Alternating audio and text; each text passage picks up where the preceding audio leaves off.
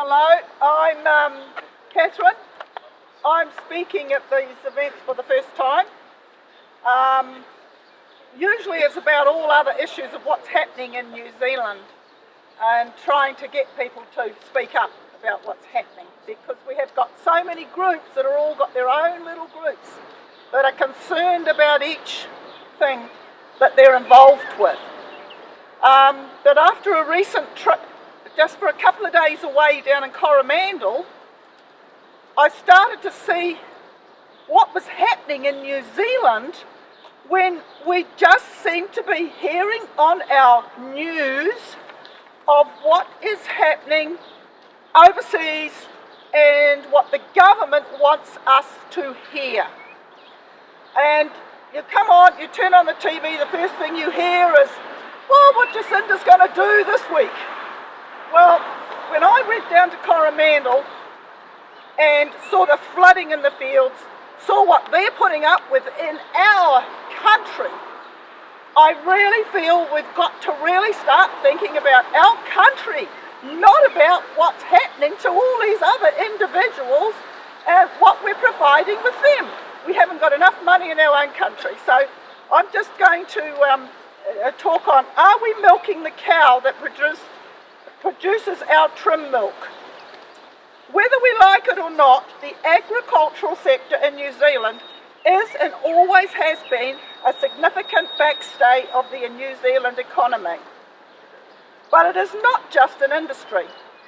It's a sector of our society made up of people who put their life, blood, sweat and tears into making that industry not just profitable for the country, but also the most efficient and environmentally friendly pastoral sectors in the world. I find it repugnant that the current government feels it can impose impossible restrictions and guidelines on these people and families without any apparent consideration for the well-being or viability of the farms and farming families who are in the majority, already leading the world in mitigating any adverse effects of their farming practices.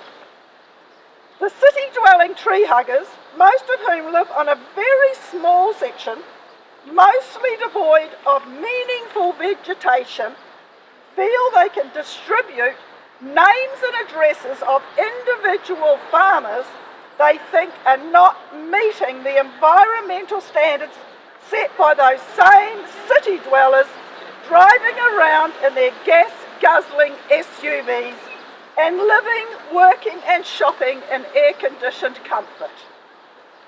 I also heard that there are people in their own community that are finding out farmers' addresses and giving them a hard time.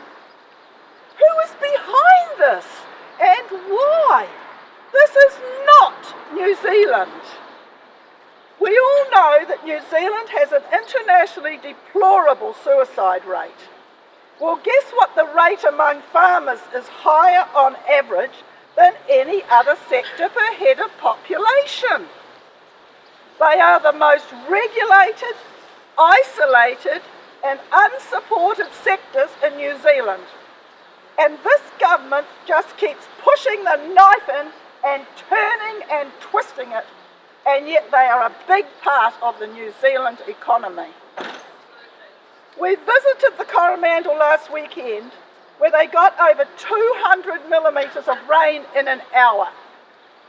You can't imagine it, can you? You can't imagine getting that, and you've got livestock and paddocks out there. And it rained solidly for 2 days while we were there. Paddocks and roads were flooded, and stock was moved to whatever high ground was available on any given farm, by farmers trooping out in gumboots and wet weather gear and the sturdy tractor. Why is it we become so concerned and hand out taxpayers' dollars overseas with no accountability, and yet we rubbish our own hard-working farmers any chance we get, with no concern for their well-being or health? I looked at those flooded paddocks and roads and thought how lucky we were that we did not have to go out in that weather or worry about our livelihood over the next week as the water subsides?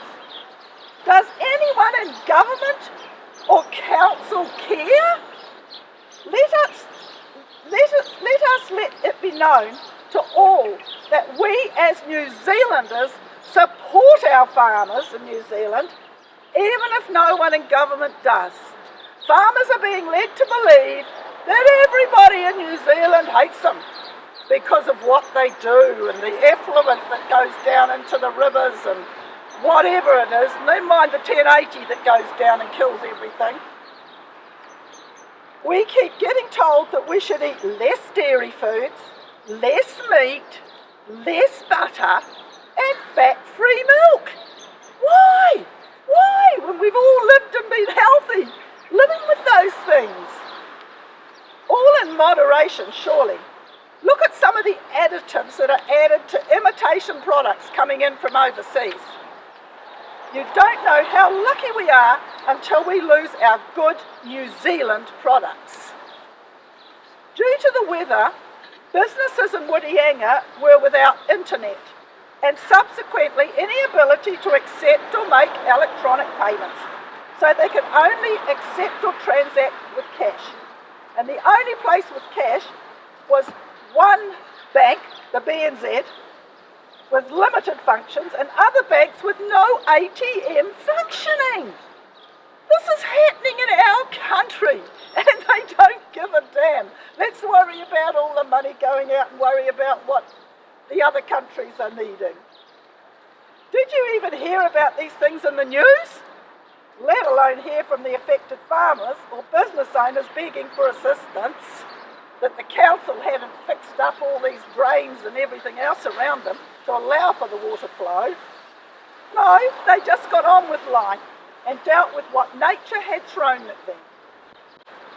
We do not need to hear on TV every night whatever subject the government wants the TV news to cover.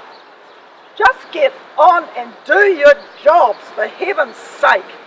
And let's have some proper news that it's affecting our own people who we can support. Apparently, it happens quite often, which means it not only affects local businesses, but tourists are held up, putting their holiday plans out of kilter as well.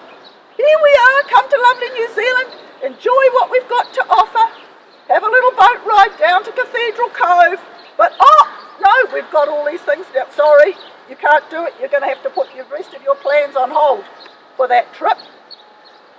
Surely we can do better in New Zealand for New Zealanders before flitting off overseas and handing out dosh that can be used to care about our own. Whether it be community help and well-being, health, education, jobs, families or suitable housing, or effects of 1080 studies. Maybe, just maybe, it's time our government and non-farming folk stopped and told the farmers what a great job they are doing and offer them a little bit of support and encouragement. Let's try asking how we can help them to do things better, instead of just telling them how we think they should be running their lives and businesses.